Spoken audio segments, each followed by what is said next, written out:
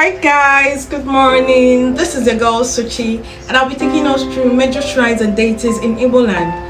We all know that no African prays to God directly, and this is because God is too big for them to understand, and so they pray to Him through ambassadors or days called divinities. And these divinities are divided into two: the primordial or arch divinities, those whom we do not know their origin but somehow participated in the work of creation, and the natural divinities, those who are associated with natural objects.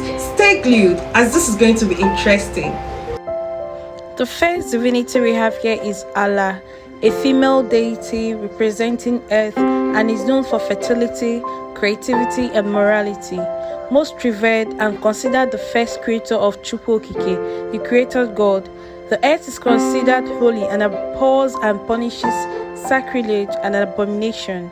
She uses snake as one of her messengers and is the custodian of law, which is why we have Omenala. The priestess of Allah is called Abala, and Allah is the womb which carries both the living and the diseased body of the ancestors. She is also appeased during planting and harvesting seasons. We also have Amadioha, also called Kamalu or Amadiora.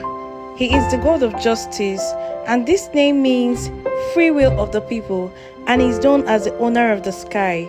Amadioha is a masculine deity known to be gentle but violent when provoked.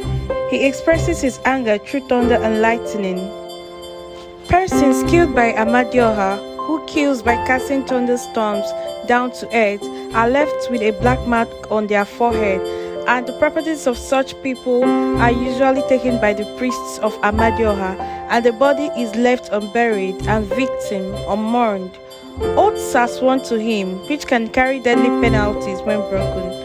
The priestly clan of Amadioha are known as Umuamadi, often shown as the husband of Annie.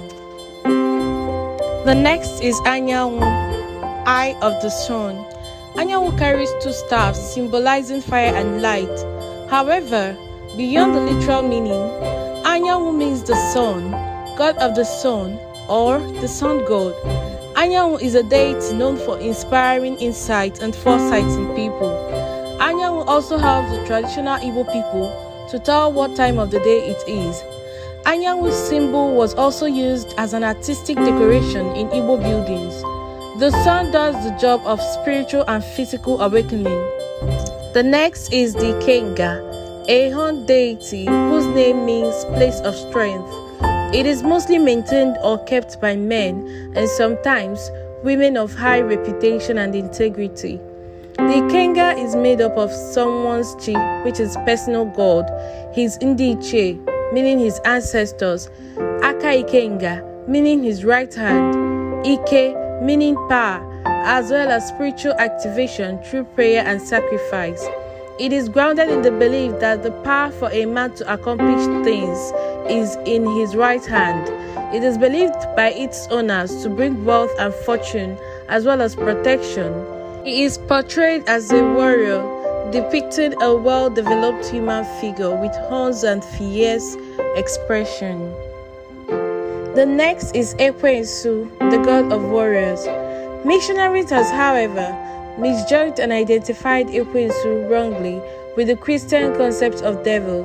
He is not a Christian devil, rather a son of Chukwu who possessed people who are quick to anger. Ekwensu ruled over the wicked spirits and chaotic forces of nature.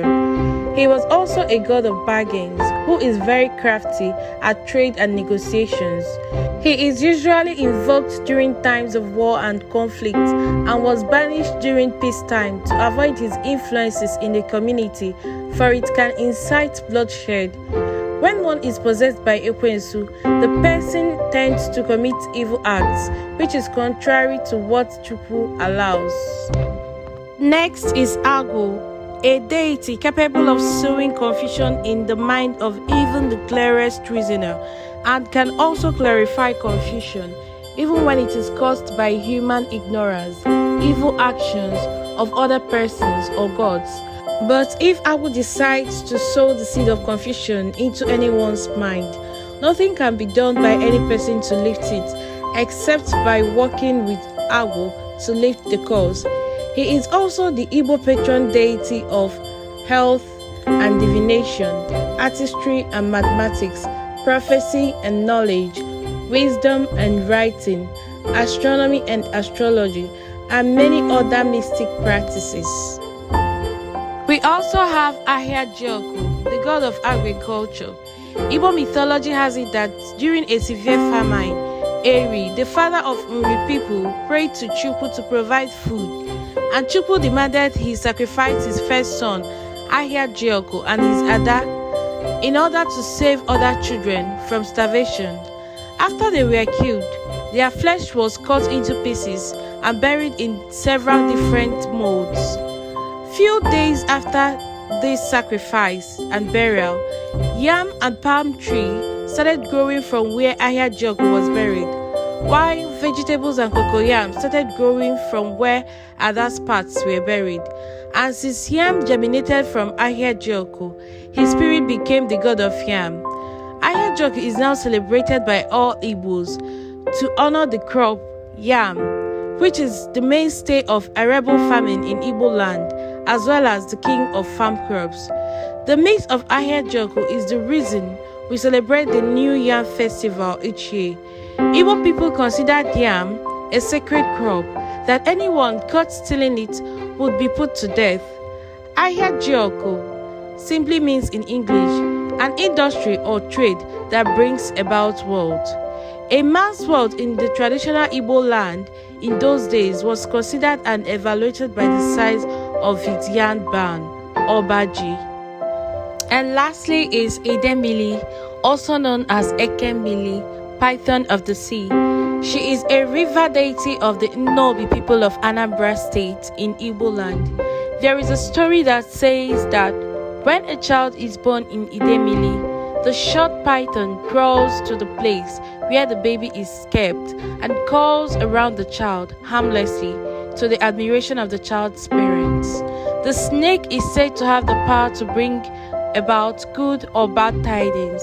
It visits the relative of a person, a noble person actually, who is about to die and dies in the person's compound. She is the goddess of pregnant mothers and infants. Alright guys, I hope you learned something new today. Yes, don't forget to like, share and comment.